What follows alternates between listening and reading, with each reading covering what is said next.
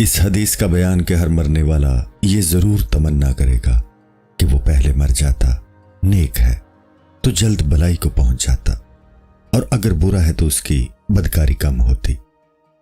رسول اکرم صلی اللہ علیہ وآلہ وسلم نے فرمایا کہ جو شخص جسم کی قید سے چھوٹا اسے اپنے مرنے پر افسوس نہ ہوگا۔ اگر وہ نیک ہے تو کہے گا کہ پہلے مرتا تو پہلے جنت میں پہنچ جاتا، اگر بد ہے تو سوچے گا کہ اگر جلد مر جاتا تو برائیاں کم کرتا، اگر پہلے مر جاتا تو میری گمراہی کے پردے کم ہوتے۔ اے انسان، حرص کی وجہ سے قناعت کو نہ چھوڑ اور تکبر کر کے عاجزی کے چہرے کو زخمی نہ کر، بخل سے سخاوت کو تکلیف نہ پہنچا اور اپنی شیطنت سے سجدہ والے حسین چہرے کو زخمی نہ کر، جنت تک پہنچانے والے پروں کو نہ اکھاڑ۔ جب مور نے ناسخ کی باتیں سنی تو وہ رو پڑا اور اپنی گریازاری سے دوسروں کو بھی رلا دیا۔ ناسخ خود بھی اسے دیکھ کر رونے لگا۔ وہ سوچتا تھا کہ میں نے کیوں بے وقوفی سے مور کو تکلیف پہنچائی۔ آنسو کے ہر قطرے میں اس سوال کا جواب تھا۔ جو خلوص کا رونا ہوتا ہے اس کی تاثیر محض دنیا تک ہی نہیں بلکہ عرش تک پہنچتی ہے۔ بناوٹی رونے پر شیطان مذاق اڑاتا ہے، دل خدا کا عرش ہے، تو چونکہ سچا رونے سے عرش متاثر ہوتا ہے لہٰذا عقل اور دل جو کہ دونوں عرشی ہیں وہ بھی اس سے متاثر ہوتے ہیں۔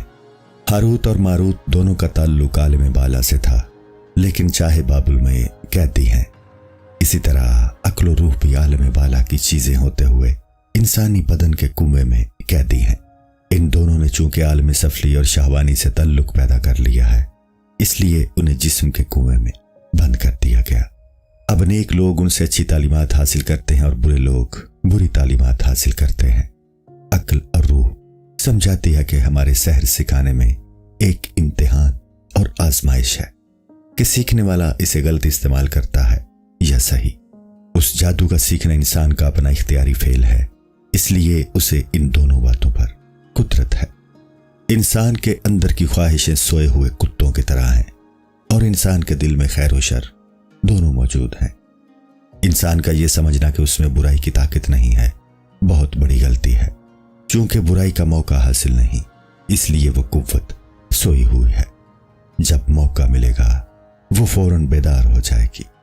انسانی خواہشوں کا حال سوئے ہوئے کتوں جیسا ہوتا ہے، ان کے سامنے جب کوئی مردار آ جاتا ہے تو پھر ان کی نیند کا حال دیکھو، اب اس کتے کا ایک ایک بال دانت بن جاتا ہے اور وہ ہیلے اور غصے سے پر ہو جاتا ہے۔ آگ کو اگر ایندھن نہ ملے تو قدرے پرسکون ہوتی ہے لیکن ایندھن ملتے ہی شعلہ زن ہو جاتی ہے۔ انسان کے اندر یہ بری صفتیں ان کتوں کی طرح سوئی ہوئی ہیں، جب موقع ملتا ہے تو وہ پھر اپنی تیزی دکھاتی ہیں۔ بیماری کے دوران مختلف غذاؤں کی شہوت اور رغبت سکون پذیر ہوتی ہے لیکن جب وہ مختلف غذائیں دیکھتا ہے تو وہ شہوت بیدار ہو جاتی ہے، خواہش بیدار ہوتی ہے اور انسان کشمکش میں مبتلا ہو جاتا ہے۔ کھانے کو جی بھی چاہتا ہے لیکن ڈرتا بھی ہے کہ اگر کھاؤں گا تو وہ مرض کی وجہ سے بد پرہیزی ہو جائے گی۔ اگر مریض میں صبر کا مادہ ہے تو ان غذاؤں کو دیکھنا اس کے لیے مفید ہے تاکہ اس کی خواہش بیدار ہو جائے، اور اگر وہ صابر نہیں ہے تو اس کے لیے مناسب ہے کہ وہ ان غذاؤں کو ہی نہ دیکھے۔